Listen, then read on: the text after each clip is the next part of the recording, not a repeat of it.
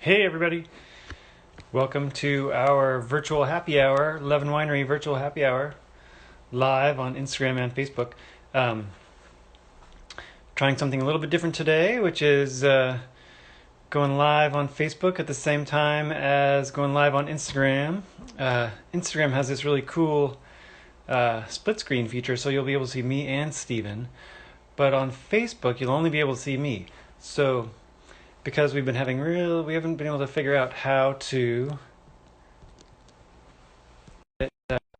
get that Instagram video to show up on Facebook. Um, so we are going to do the double stream action. We've got a bunch of our favorite fans following us today: Rich and Natalia and Axel and Wow. Armeta and Sarah and Ted and Craig and Melissa. All right, guys. How's it going, Hello. Steven? Great. Yourself? Pretty good, pretty good. Nice. How's your day? Another day in paradise. It's a beautiful day outside, enjoying the warm air, and I'm excited about the White Mourvedre. So it's been a good day so far. It's gorgeous out. It's Yeah, crazy. it's unbelievable. It looks like it's to be like this for the next week or so. So it's looking good. Nice. Yep. Yeah, I just got back from a little ride, and it's amazing how many people are out and about. It's pretty sweet. Were they social distancing? The dogs, The dogs were okay. all the people. Everybody's keeping to their own side of the street for sure. That's Yeah. good. How are things down in the tasting room today? A lot, not too many people on Winslow today. There's a couple people that came by. That little sandwich shop across the street from us is open, so people are kind of going there. And we had a couple of club members come in and pick up their wines, but overall pretty slow. But that's okay. It's still pretty out. That's the way it goes. Yeah. Yep. Yeah. People are still coming in and picking up their wines, and things have been surprisingly uh, decent bottle sales wise. So thank you all for your support. Um, so with things the way they are, I've been making a bucket list, and the first thing on my list is to fill my bucket with wine. Nice. Yeah, me too. Um, that was a joke, in case you couldn't tell. That was No, an no, I'm actual joke. definitely I'm An definitely actual joke at which people were supposed to laugh. Um, Hi Doreen. I can hear everybody laughing. Hey, Hannah. Um, all right, so welcome everybody to the Levin Winery virtual happy hour, um, where we are bringing 11 wine to the 11 Nation virtual style, Instagram, Facebook, parallel style. So, Stephen, I'm broadcasting in parallel on Facebook. Wow. Um, yeah, so the Facebook people can only see me. I don't know if they can hear you or not. I'm kind of fed up with Instagram making it really hard for us to share this video that we're making over to Facebook because it's actually the same company, but it's not actually there. You can't. Well, So you're more it's charming than I am, so they're looking just to see you, and they can hear me, but that's you're the star of the show. hey, and there are people watching over on Facebook. Old bike racing buddy of mine, Pete Armitage, just said hello. So hey, Pete. Um, so we got people going on both platforms. Anyway, let's see. So. And I had to see because I have to keep looking down at my notes. Oh, I've no only done worries. this like 12 times now. Yeah, I have my notes as well, so it's all good. Um, so yeah, I was actually working at the winery today for a change and checking out some new storage space because even with things the way they are, we got wine in progress. We got wine we're going to bottle in June. Fingers crossed. That's right. So we need a place to put it. We have more wine than ever this year, so we need a place to put that stuff. So just checking out some new storage space and winemaking activities have resumed here. We got some barrel topping going on today, and some various other projects happening. So yeah, good to be back Nice. here at the winery for a little bit. Um, yeah. So well. just because I hope everybody's staying home, staying safe, but not staying sober. um, because Yes, just because you're staying home and staying safe does not mean you have to stay sober. exactly. As we will now demonstrate, Ooh, um, yes. going to bust open. So many of you guys are wine club members. We know this is we're opening the 2019 Mourvedre. Uh, Here we go. Let's get into it. I'm so Uh, excited for this, by the way. this is the white Mourvedre, I should say. So here we go. This is so as I'm sure most of you know, white wine made from, as you can see, white wine. Uh, it's not a trick. Actual white wine. The And- camera does not lie. Um, Made from beautiful dark-skinned Mourvedre. yeah. Pete, the bike behind me is what is this one? It's a Schwinn Sport Tour. There's a guy here on Bainbridge Island named Jeff Groman who's a bike historian and collector, and he's got a museum's worth of bikes, but doesn't have a museum. So we got some of them here. Somebody actually suggested that I show you guys around the bikes at some point, so maybe I'll do that when we run out of wine stuff to talk about. Exactly. Pete just clued me in that my video had disappeared because I stuck my notes in front of it. Good work, Oh, Matt. that's right, Matt. We all make mistakes. Yeah. Uh, Good thing Pete's bailing me out. Um, all right, Um, so here we go. I know Rich commented that it's weird to see me turning the corkscrew backwards. I noticed the same thing too when I watched the video. Like, that does not look right. All right, here we go. 2019 White Mourvedre. oh wow, that Oh is my pretty gosh. nice. Oh my gosh, I've been wanting to taste this since last summer, Matt. This is exciting times. Since we ran out of the 2018. Right. Oh yeah, yeah, 2018. That's right. Oh my god. Well, the All right. first thing I notice is the color on this is absolutely phenomenal. It's got like a almost like this gold color to Right. it. I love that because it's because when I made the first vintage of this, I felt like I discovered hidden treasure. So um, Mm. yeah, so gold is totally appropriate. Yeah, gold is in right now too. Oh man, Is gold the metal or gold the color? both. I was watching HGTV and gold fixtures are in. Gold But fixture. gold fixtures. Solid Wow, gold or just yeah, I'm assuming solid that's gold. gold Solid. color. Yeah, Solid gold. Yeah, solid gold. I got a couple of those. Um, wow, this tastes fantastic. So it's real light and not exactly crisp, but just a refreshing acidity to it. Nice light flavors, peachy melony. Oh my gosh, yeah. I was gonna say peach and melon, but it also has a little bit of an apple, like a green apple without being sweet. Yeah. And I don't know if that's just me, but Um, the downside of not having glasses on is I cannot read the comments. someone said yikes. It's a good yikes, I think. Jeannie and Rich are a couple, and so I don't know if they're like watching separately in separate rooms or if they're in the same room. Uh, uh, Well, I can so, go ahead, sorry. what questions do you have about White Mourvedre here? Well, I have to say that Mourvedre is easily one of my favorites that you do, and I think that folks who are familiar with your wines can recognize Mourvedre as one of your signature varietals. And I'm just curious, like, when was your first vintage of Mourvedre, and what inspired you to make it as a single varietal? Well, so Mourvedre, we've been making since 2009. I'm pretty sure that was the first vintage of Mourvedre, and I had actually been wanting to make Mourvedre for quite a while before that, but there just isn't that much of it grown in Washington.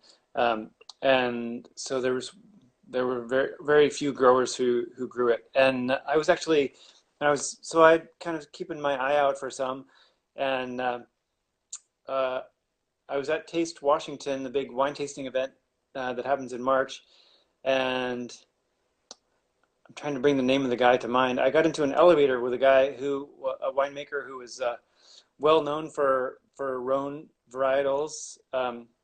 His name is slipping my mind right now, and so I took that opportunity to ask him, "Hey, do you know anybody who's got Mourvedre available?" And he said, "Well, as a matter of fact, like no, but but I know somebody who's got some just recently planted, so like ping me next year, and I might have some for you." And so I followed up with him the next year, and was able to start getting more ved from Elephant Mountain that year, or from Sugarloaf. Sorry, Hmm. um, is that where we started out?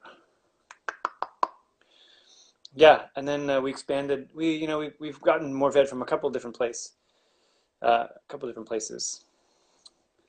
Um, That's awesome. So 2009 was the first time you did it. 2009 was the first vintage, yeah. And Okay. then we did several vintages of Mourvedre, and then the way the White Mourvedre came about was, uh, I was looking for new, interesting, exciting things to do at the winery, and Mourvedre being our signature varietal, and there's lots of people that make Mourvedre rosé, um, Hmm. and so I thought, heck, let's try and make a white Mourvedre. And so these were some grapes that we were getting out of the Horse Heaven Hills, and we my plan was just to harvest it at the same time that I was going to harvest it to make the the red wine. Yes, Chuck, we are drinking the white Mourvedre today. Um, Thank you for asking. And uh, I got out there, and uh, I'd been out to the vineyard. I don't know why I'm stumbling so much today. That's okay. It's the wine. Probably You probably, it's just that good. It's hard to concentrate. I think it's the other way around. I haven't had enough wine yet.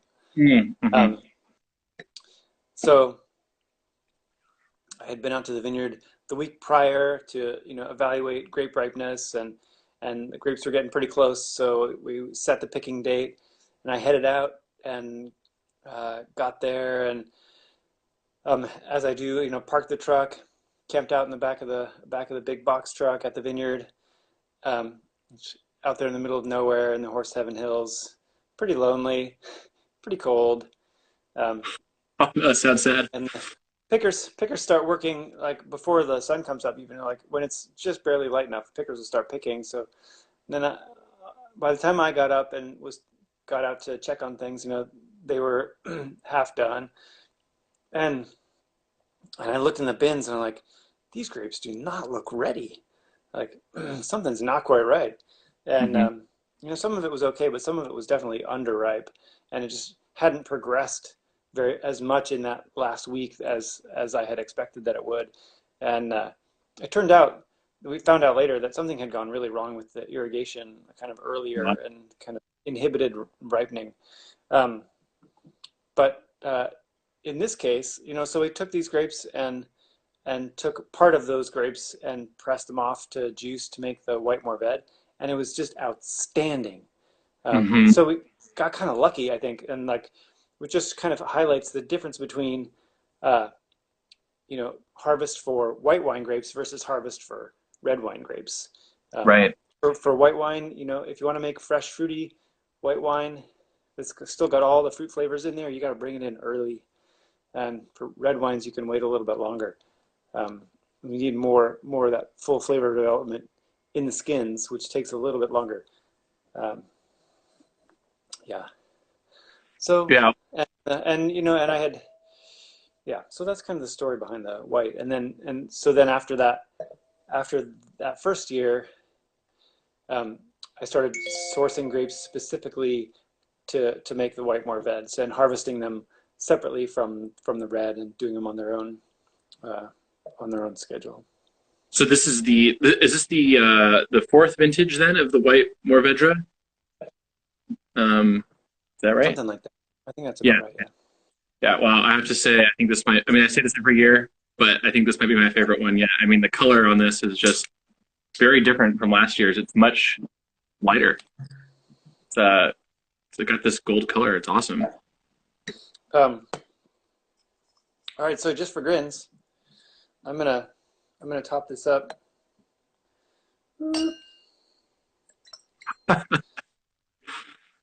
And then I also have. So I thought it'd be fun to do side by side comparison. I have some of the 2017.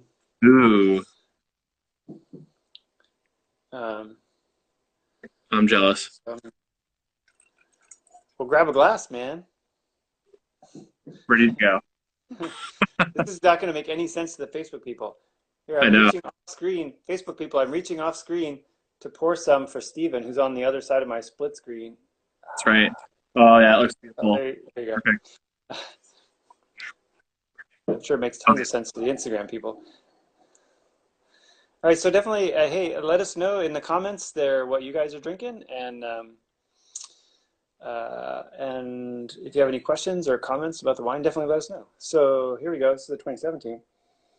Can the 17 and the 19 side by side in your glass? Do you have both of those there?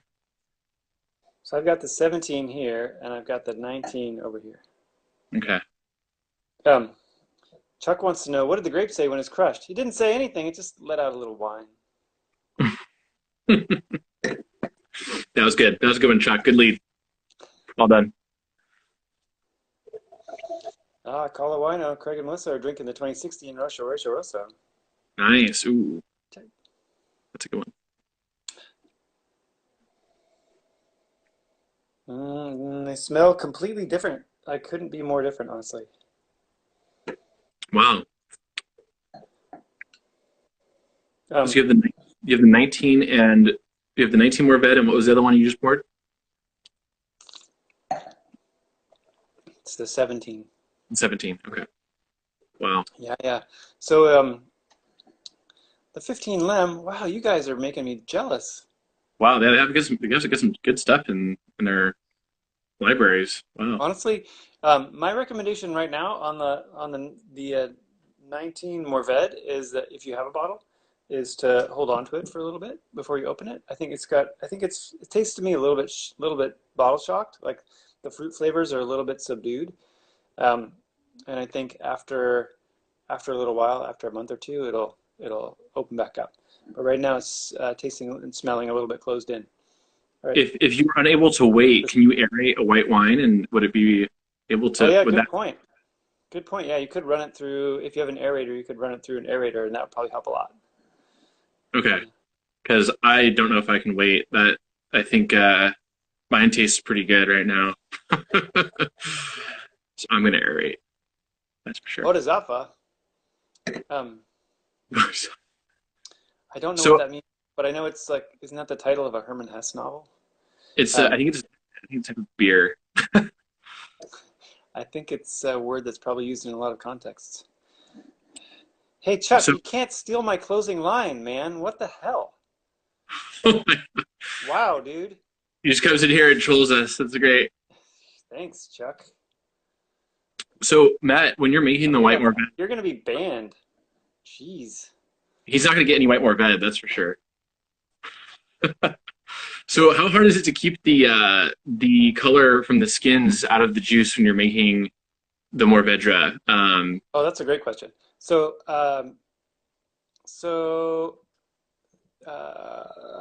what Steven's asking, how hard is it to keep the color out of the juice? So we want to make wine with as little color in it as possible because we're trying to make a white from a dark skinned grape, um, and and all the color is in the skin. There's no color at all in the flesh of the grapes. It's white flesh.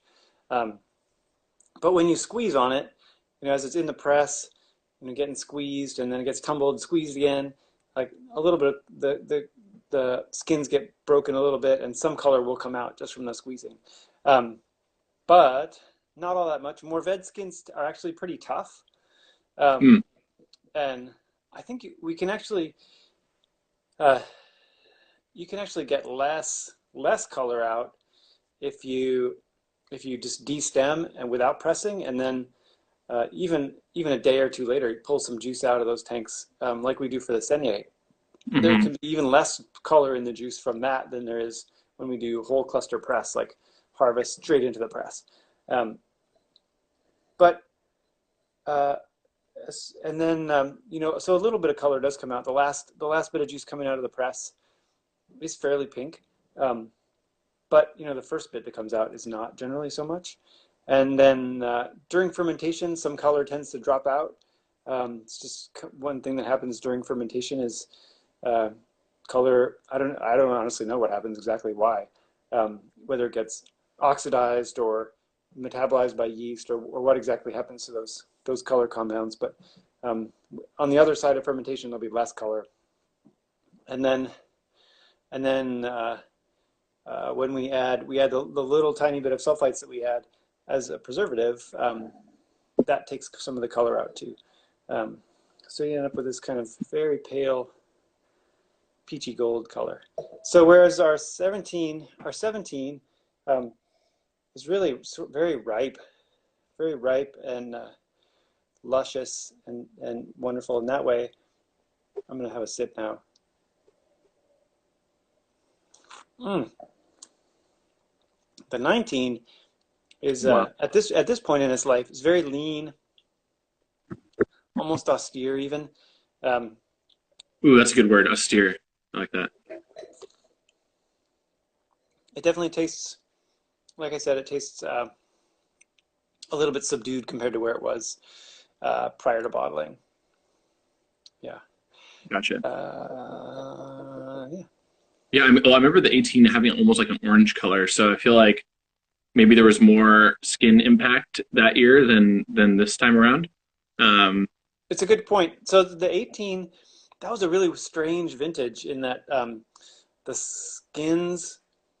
So where I said normal that the Mourvedre has really tough skins that don't release color generally, and one of the weird things that happened in the 2018 vintage was the Mourvedre skins like really softened up prior to mm, harvest, something that we'd never seen before. Um, yeah, and so we ended up with a lot more color in the juice than we had wanted, really. Um, but this vintage was a little bit more typical. Yeah, the 18 was a very, very atypical vintage from that standpoint. yeah, yeah. Well, it looked really cool, but I'm happy that there's like this gold presence to this one. So Yeah. that means there's Mourvedre. Let's see if I can get this right. Mourvedre the Prodigy, Mourvedre the Deputy.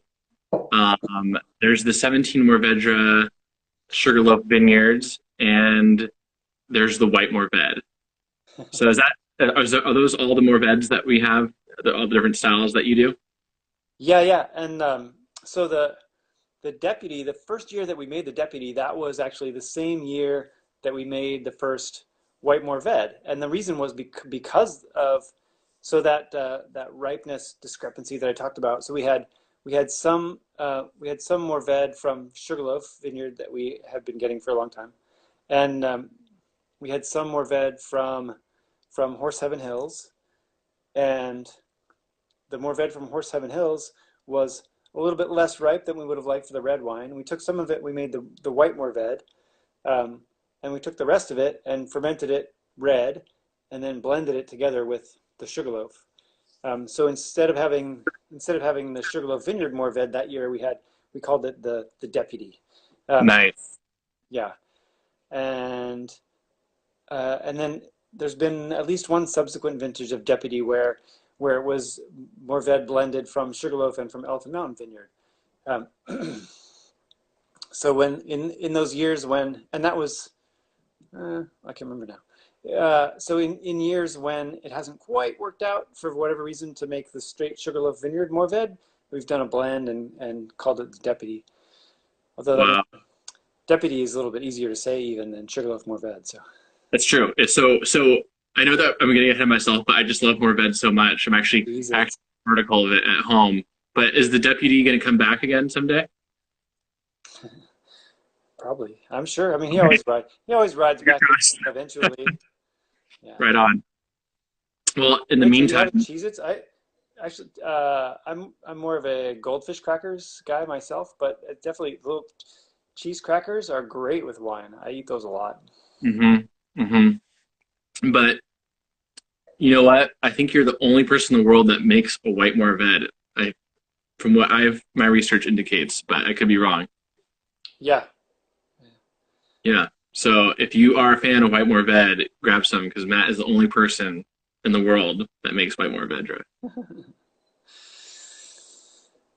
Oh, Chuck, Chuck, Chuck, Chuck, Chuck. Chuck's providing the comic relief in the Instagram comments. Oh gosh. Um, So for summertime, what would you pair with this White Mourvedre? oh man, I mean, it's not summer yet, but welcome to Lil Sellers to our virtual wine tasting, our virtual happy hour. oh hello. And Kevin, how you guys doing? Um, um, what would I pair with it? What would you pair with it? I would pair food and goldfish crackers, which I include as part of Nice. food. Yeah. Well, I'm actually glad you asked because I actually found a tacos al pastor recipe Oh yeah. yesterday, and I'm doing a 24-hour marinade on the pork, and I How? think that it would go really well with the white Mourvedre because it's got pineapple in it, and I actually took a fresh pineapple because the grocery store didn't have pineapple juice, and I blended it, and I think that I think it's just so well with the Mourvedre because of the acidity in it. So I'm actually gonna buy one myself and pair it with tacos tonight. So super looking forward to it actually. That's what I would do. If we were allowed to leave our homes, I would be right there with you. Yeah. Well, maybe this summer when we're all back online, we'll do tacos and drink white Mourvedre together. Okay. Well, that sounds awesome. Wow. Yeah. Scallops. On me. Somebody else has scallops. That sounds great. Oh, scallops would be great. Yeah. In Gig Harbor. Right on. Oh, that's Lisa. Hey, Lisa. The other Lisa. There's two Lisas. At least he's doing it. Lime shrimp. Ooh. You Wow. guys all got it going on. Dang. Awesome. Got some people doing lime, marinated shrimp, oysters. I think there's one other important consideration that we haven't talked about yet, which is how does it taste from the bottle? Oh, dang. Oh, Mm. nice. I, two thumbs up from the bottle on this one. That's how you do it right there from the bottle. Wow. Hey man, if you don't have a glass, I don't have a glass. I'm gonna have to just take a bottle and do the same thing. sometimes Just gotta you go just for gotta it. go for it. Well, um, the best way to the right way to enjoy a bottle of wine is to open it up and let it breathe. And then if it doesn't appear to be breathing, you give it mouth to mouth. Oh shoot. Well, I think you just resuscitated that bottle. Good job. Well done. It looks lively. I think it's going. Don't worry, folks. Before we reopen our tasting rooms, we will dump this one out. No, we Yeah. won't. Into my mouth. Yeah. Matt will drink all of it. It'll be gone. Don't worry. Because when who knows when that's going to be. All right. Well, do you have more questions? I think that's all of it. All I have to say to people who are watching is come by and grab some White Mourvedre because usually people buy it by the case and it goes pretty quick. So come by, we'll tell you about it. I'll give you the insider information. Mourvedre's my From favorite grape from 6 feet away, from 6 feet away. That's right. Oh, I remember, or maybe 8 feet away. or 8 feet. Don't breathe on me. But I do have another thing to say, and I think I'll ask it as a question. What's the highest award you've ever gotten on a wine? And which one for? Uh, Oh, shoot. the highest award? The highest level award, yeah. I recall it. I think I know what it is, but I'll see if you got it. It was when it was when you said you liked it. That was the biggest award for me, Stephen. Oh, dang, you are good. Oh, that is good. Well, I appreciate that. And we do deliver on Bainbridge, so we can get the wine to you. There was the oh yeah, yeah, yeah, and there was the double platinum on the 2011 There we one. go. That's the one. That's just right after when Steven said he liked it. Double platinum. Double platinum. Perfect. Yeah, that's unbelievable. And there actually is a current platinum award winner right now, LaRonde. So, Best white best white Mourvedre in the world award. yes. Um, uh, shoot, I've lost my train of thought because I was Sorry, reading. I just got so excited. My bad.